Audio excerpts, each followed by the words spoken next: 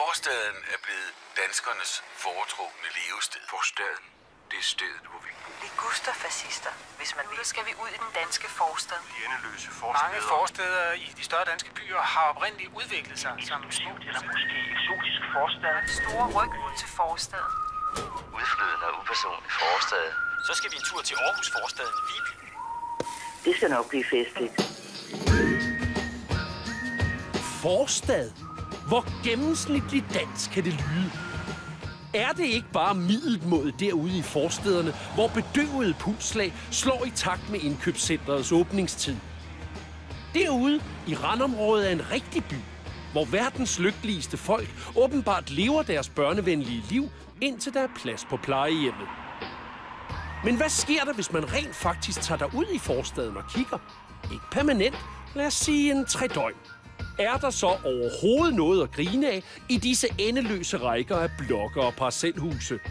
Og er det muligt at vride bare et lille grin ud af forstadens farveløse flok? Ved I, hvorfor I har sådan et dejligt fællesskab her? Det er fordi, det er en vi-by.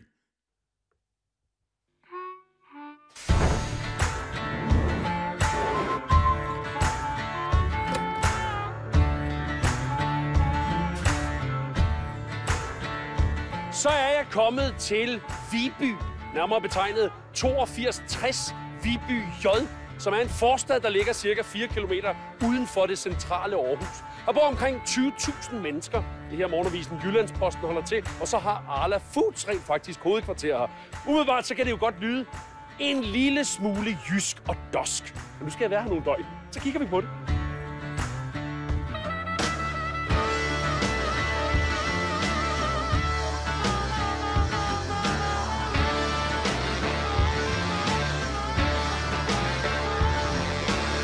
Viby J som sted. Hvad synes I om det? Jeg synes, det er lækkert. I downtown. Det her, det sker. Føler du, at det er et metropol eller en forstad, eller hvad er følelsen af at være her? Følelsen af, at jeg kun tager 10 minutter at komme herud. Hvor er du på vej hen? Hjem. Som er, hvad for en ende af Viby? Den vej. Den vej? Ja. Hvad forbinder I med selve Viby J her? Altså, jeg tager tog dagligt herfra. Jamen, det er jo det, som det er en forstad til Aarhus. Ja. Har det en smag? Frugtspide med flødebolle.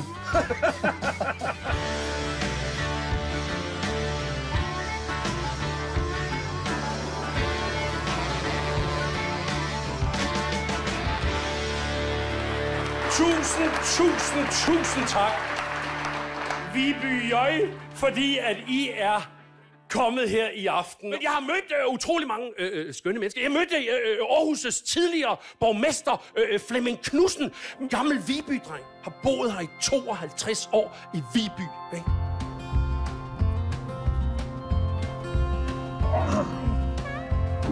Ja. Hvad er sådan vandmærket på en, der kommer fra Viby af? Jamen, man var meget bevidst i min barndom og ungdom om, at man boede altså i Viby. Der var den der samhørighed og fornemmelse af, at det er her, jeg hører til. Det er her, jeg bor. Vi var ikke aarhusianere.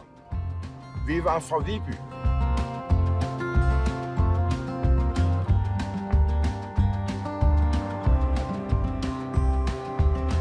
Og her lå et hotel, og henne på hjørnet lå der en pølsevogn. Og der ordnede jeg sammen med Flemming Bamse Jørgensen verdenssituationen. Altså god gamle... God gamle Flemming.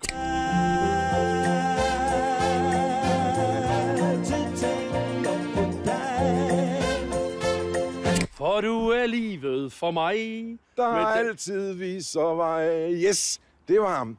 Så pølsevognen var et epicenter i... Det kan man sige. Det var i hvert fald stedet, hvor man mødtes og ordnede verdenssituationen. Så skulle du have en krasser til 15 øre. Ej, krasser? Ja. Ja, jeg ved godt, hvad I alle sammen tænker. Var du sindssyg oven i hovedet? Det er jo hvidt brød. Hvorfor fanden kunne du ikke tage kokain, ligesom os andre, din galning, altså?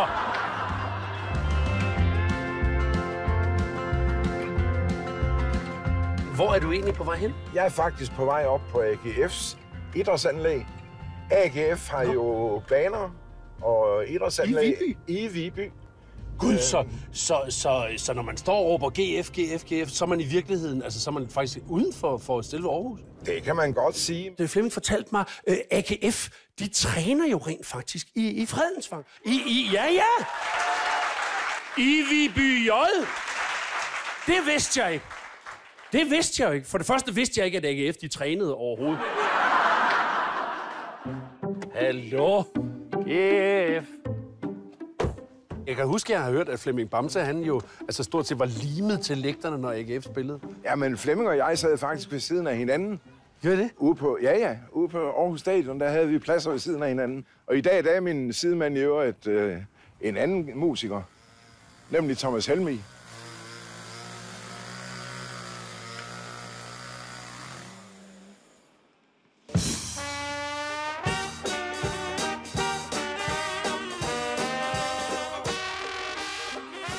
Det er det kommende Superliga-hold. Og over på den anden side derovre, der går jo Flemming Poulsen. Altså, god gammel Flemming? Ja da.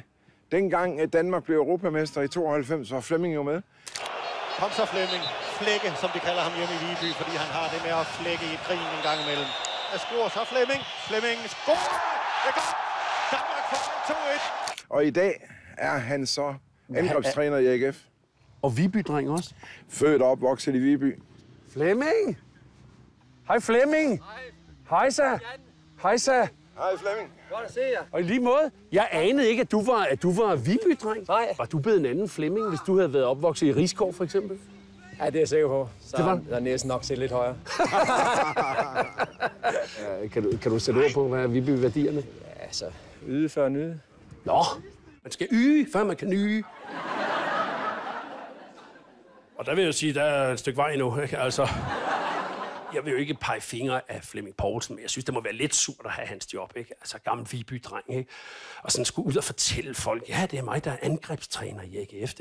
Jeg har faktisk en finger med i det spil der, ikke? Altså, men det er lidt ligesom at være en gammel onkel, der kommer ud fra toilettet til en fest, ikke? Og råber, kommer I og ser den her, inden jeg skyller den ud, ikke? Altså, det er... men det er en lortetjans, han har kastet sig ind i der, ikke? Undskyld, jeg siger det. Thomas Helmig og Bamse lavede for nogle år siden en sang sammen. De Hvide fra Fredensvang hed den. Og den... Lad mig sige, det bliver aldrig et hit, for jeg har ikke hørt om den. Det skal være stort og mægtigt også, men det skal være rock og roll. Modstanderne skal blive på forhånd, at de får kløk, at de kommer over stadion. Det er det, det handler om, ikke?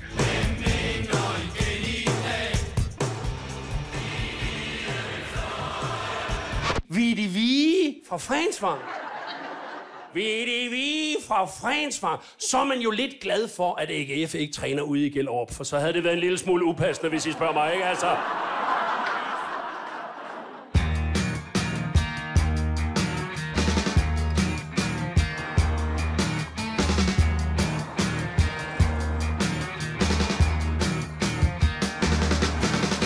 Enhver forstad med respekt for sig selv har selvfølgelig et industrikvarter. Og her i Vibys industrikvarter, der ligger Danmarks eneste producent af kondomer. Vi skal møde Christian.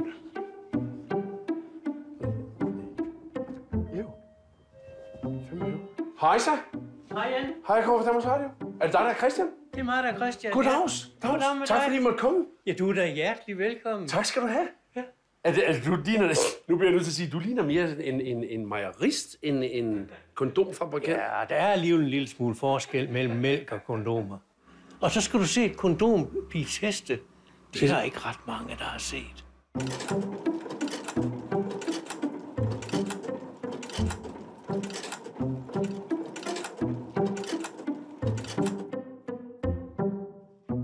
Hold nu kæft.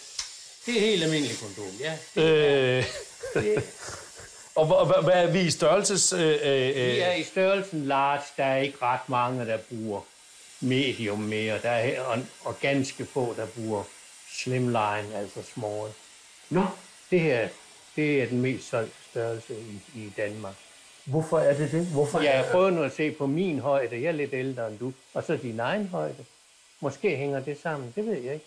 At vi er blevet gennemsnitshøjden er steget. Ja, fødderne er blevet større. Fødderne er blevet større. Ja. Fingrene er blevet større. Ja. Og dermed også... Måske følger den også med. Ja.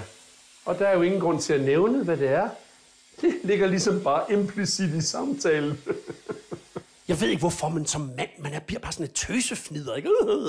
Kadonger, hvor tit siger I penis? Altså, I må da hele tiden bruge ordet penis. Så det gør vi overhovedet ikke. En gang i kvartalet. Nogle regler for, hvor langt det skal kunne hives? Nej, ikke hvor langt det skal kunne hives, men det skal være over 17 centimeter langt. Så nu sætter jeg den her nedover. Og alle de her mål og det hele, det er bestemt af EU. What? Ja. EU? EU, ja. Så der sidder nogen nede i EU og måle peniser, havde han så? Nej, det har de nok ikke. Men sådan et kondom som det der, det siger EU, det skal kunne holde til 18 liter. Det er reguleret for EU. Det skal de kraftedeme da ikke bestemme. Ikke før, at alle kvinder får Angela Merkels brystmål, så kan vi begynde at snakke om det, ikke? Altså, så er det ligesom, så synes jeg, så er der rimelighed i det. Men for fanden, hvornår springer den? Det gør den, når den bliver.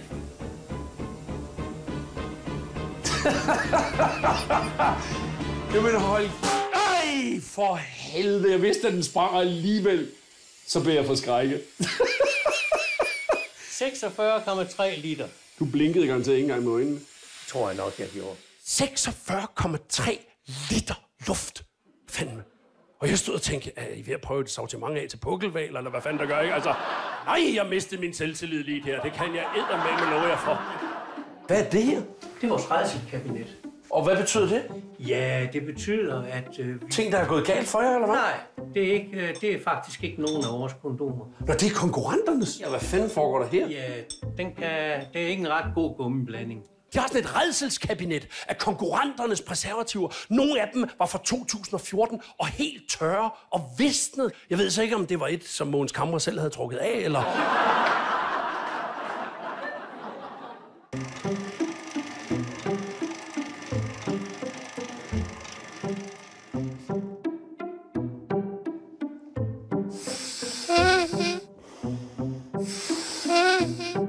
Hej piger. Er der knald på, om man så må sige? Hvis jeg ved ikke, hvad I bruger af fagudtryk. Gud, I håndpakker det simpelthen. Det kan du tro. Wow. Det troede jeg, det foregik på maskinen. Sådan der. Og hvem køber så en extra large?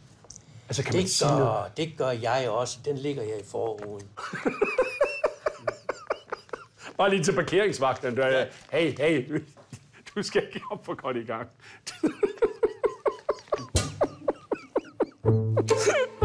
Det er sjovt.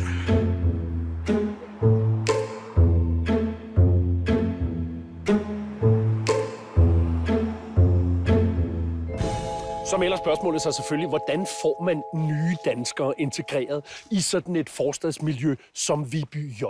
Jeg har fået at vide, at hernede i Kvindehuset, der lærer man dem blandt andet at cykle. Skal vi lige ned og se?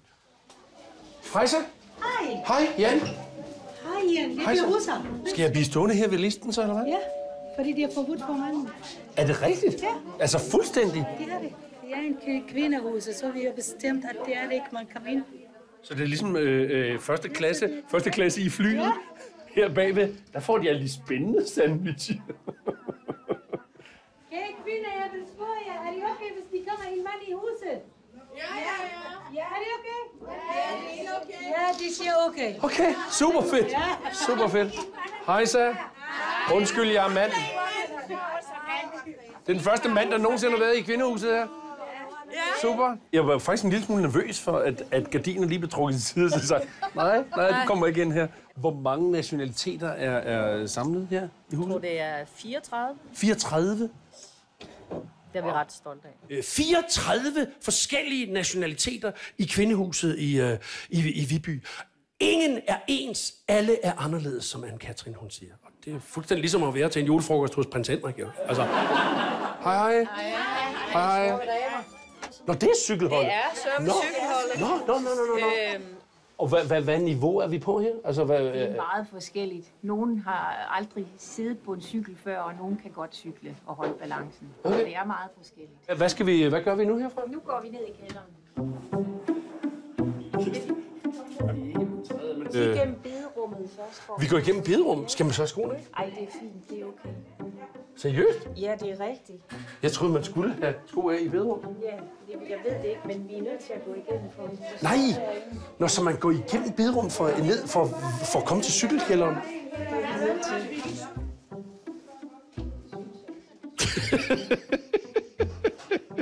Må man gå med sko der? Nej. Nej. Ikke den. Og det må man helst ikke, vel? Nej. Vi gør det. Der er en lille vej, man kan komme forbi her. Jo. Så bare man ikke træder på tæppet, så? Ja. Okay. Fordi de skal være rene, faktisk. De skal være meget rene. Jamen, det er det, jeg tænkte. Det er det, jeg tænkte. Ja. Det er super. Okay. Vi skal igennem bederummet for at komme ind til cykelkælderen. Og jeg stod sådan lidt, skal vi ikke have hjelm på inden? Helt ærligt, er der ikke nogen fra oven, der kunne finde på at slå os i hovedet, hvis vi går ind? Skal man have skoene af? Nej, for fanden. Jeg foreslår, at vi tog dækkene af, inden vi rullede igennem bederummet, ikke? Hvor starter man henne? Altså, hvad er niveau A, om man så må sige? Lær at holde balancen? Ja, det er det første, man skal lære. Tænk at ville være cyklist, ikke? Altså, som jo er en af de mest udskældte trafikantgrupper overhovedet. Man kunne lige så godt køre rundt i en Hummer, fandme, ikke? Og mune Greenpeace-underskriftsindsamlere, ikke? Det synes jeg er modigt.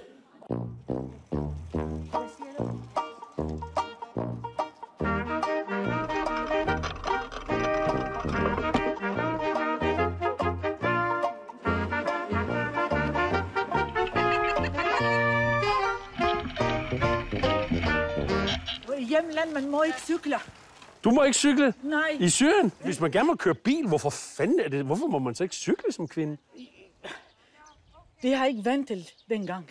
Men nu det tror jeg, det er ændret. Det var ikke sådan noget lov, altså du ved, det religiøse politi kom efter jer eller sådan noget. Det var simpelthen bare, det var pin, det var utækkeligt.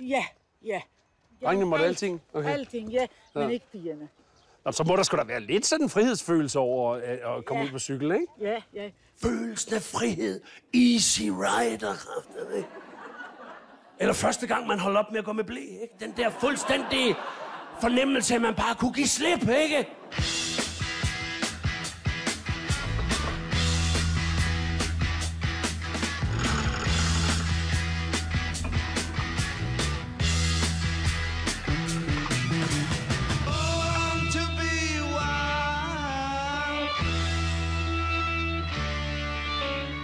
Jeg cyklede ved siden af Fatima, som var ved at få balanceevnen, og som sagde, det værste, den største fare for mig, det er min kjole. Der kan man jo også sige, under danske vejrforhold, så er en burka jo faktisk en meget god ting, ikke? Det er fuldstændig ligesom et gammeldags regnslag, ikke? Altså, det er nærmest, man kan jo nærmest lave sin cykel om til en kabinecykel, ikke? Altså, det er... Nå, men der er jo fordele, ikke? Altså, når man tænker på, hvor meget det pis regner i det land her.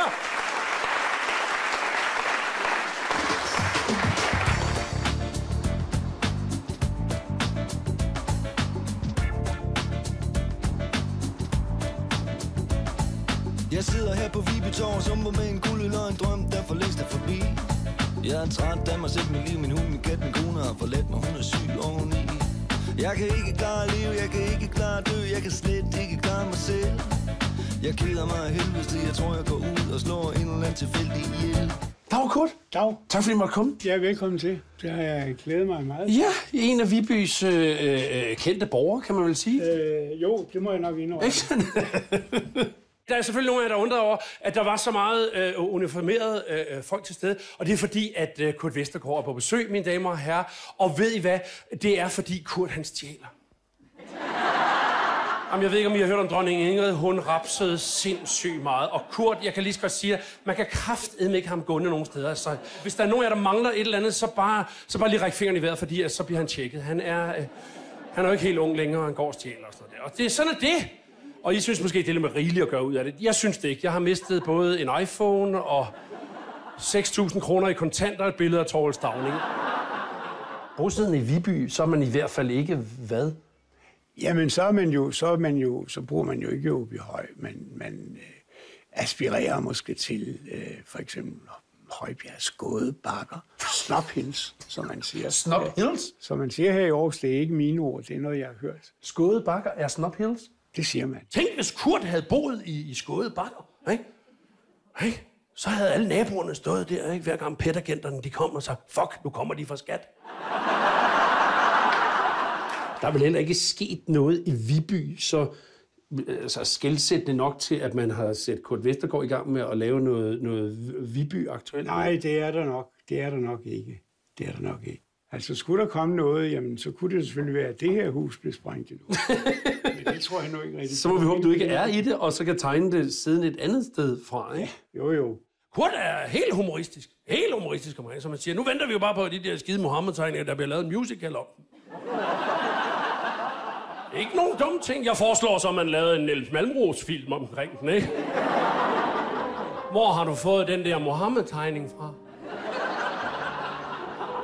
Den har jeg fået af en mand, der hed Niels. Og den vil min far og mig gerne have, at vi arbejder på, at du får leveret tilbage igen, ikke? Det kunne blive et salgsting her i Viby, ikke altså? Men hvad fidler du så med nu? Det her, det er sådan en serie på 6 H.C. Andersen-motiver. Der er ikke noget satirstilkning. Nej, det er forud af at læse eventyr. Det er jo sådan en meget blandet oplevelse, hvor jeg ligesom får nogle spontane idéer, inspireret af disse her eventyr. Okay. Der er forskellige ting. Så får jeg jo selv noget til. Der er jo Mave, for eksempel. Der er pandaen. De er ikke nævnt i eventyret. Og hvorfor kommer de med? Jamen, fordi det er Kina.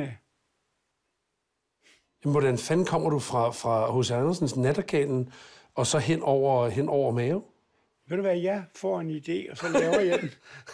Og hvad så du og andre får ud af det, det må I så selv dele. Det må man selv ligge og rode med. Selv. Og der tænkte jeg, Kurt. Rolig nu.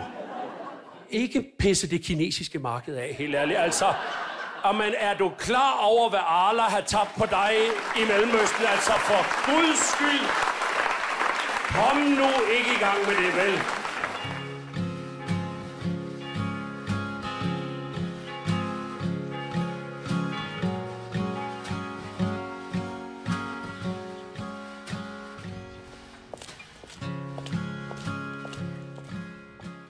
Ja, forstadsland.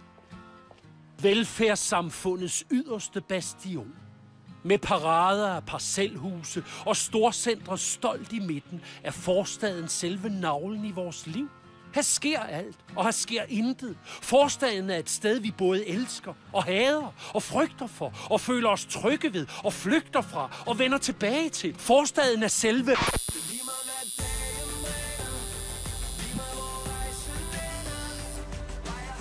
Sådan.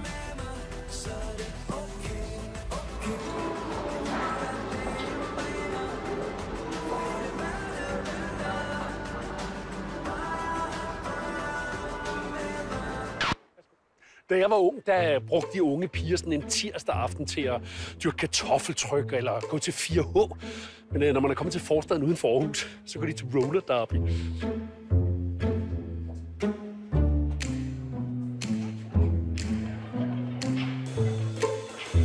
Hejsa, er der er Chris? Ja. Hejsa, Janne. Hej, tak fordi du må komme. Velbekomme. Tak fordi I ville. Roller derby? Seriøst, hvad går det ud på? Det er jo kontaktsporten. Okay. På rulleskøjter. Ja, og hvad er grundlæggende, hvad må man ikke i denne her sport her? Altså, man må ikke rive og slå i ansigtet og sådan noget? Du må ikke slå i ryggen. Man må ikke slå i ryggen? Du må ikke slå med albuer, du må ikke slå med hænder. Jeg siger, man må ikke slå i ansigtet, men det kan jeg så høre, det må man godt. Nej, det må du okay. Jeg ved ikke, hvor mange af jer, der kender til roller derby. Det er sådan en sport, hvor man kører i vildskab rundt, uden egentlig at komme nogen steder. Lidt ligesom ledelsen i Venstre. Det er sådan lidt, altså... Mens man tæver løs på hinanden, ikke? Tricky treacle, som betyder... Så lidt spil på at være sød, altså men ikke rigtig at være det alligevel, altså ikke? En snedig tjære. Altså sindssyg Nelly. Hun er sindssyg. Og du er Arachna, som har det en betydning, eller hvad? Ja. Okay, fedt. God kamp. Alle har vilde navne. Det var sådan noget med Trickle Treat og Killerbitten, Knytnævkajen, Sørine Godfredsen. Alle sådan nogle vilde ord.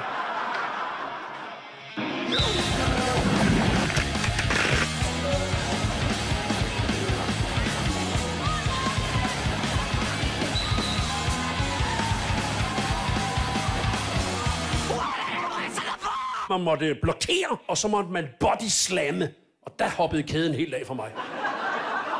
Jeg har hørt om body tequila, men body slamme, det har jeg aldrig. Jeg sad og tænkte, kommer der mudder ind på banen også, eller... Hvad får man point for? Altså, du har hende her hurtig. Jammeren hedder hun. Hun er en hurtig løber. Okay. Hun har en stjerne på hjelmen. Ja, hvornår scorer hun point? Så skal du have hende forbi, hver gang hun passerer en modstander. Okay. Så scorer hun 1 point for hver modstander. Så får hun point.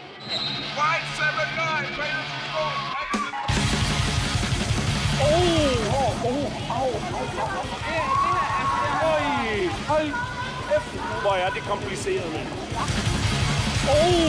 Okay, Pia, hvad sker der? Hvad sker der? Hvad er... Hvorfor har du fået så meget, at du ser nærmest ud, som om du er blevet bidt, jo? Det er, fordi jeg går til den. Okay. Så er det vigtigt ligesom at få nogle ordentlige blå mærker, nogle ordentlige sår. Ja, for du har betydeligt flere, om man så må sige, kvæstelser end nogle af de andre. De krasser mig. Nå, det er dig selv, der krasser Nej, dig selv? det er de andre, der krasser og bider. Nå, okay. Hvor længe har du dyrket den her sport her? 2 år, men jeg bestod først lige her for 2 måneder siden. Du hvad, undskyld? Bestod min test, som er det første kamp, jeg spiller i dag. Nå, man skal simpelthen til optagelsesprøve, yes. om man så må sige. Der er det sådan en slags køreprøve, hvor man kommer ind af, du bliver overhalet af en anden. Hvad gør du? Indhenter vedkommende med 70 km/t og slammer hende ud i rækværket. Eller B, giver hende en Brazilian undervejs med velcroen fra mit albue. Hvor mange kampe har I været med til? Det er den første kamp. Det er din første kamp? Ja. Hvad fanden får en voksen mand med skæg til at komme ind og se piger slås? Vi ved jo godt, hvorfor vi er her, Jan.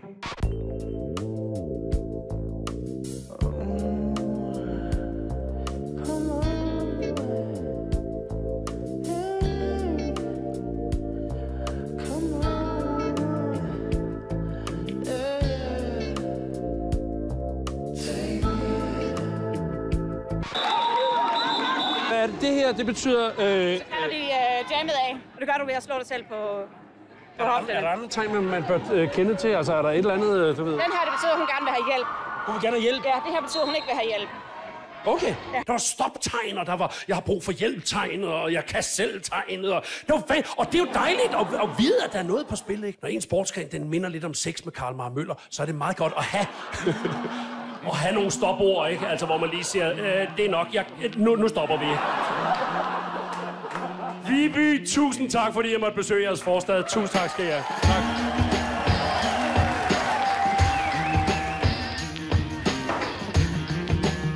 Så var der alligevel lidt liv herude i det forudsigelige forstadsland. Selvironien er der i hvert fald ingen, der har komposteret. Og mon ikke, der findes flere danske forstæder, som kan kaste en lille, forløsende latter af sig. 25 kilo og 1,5 meter lang.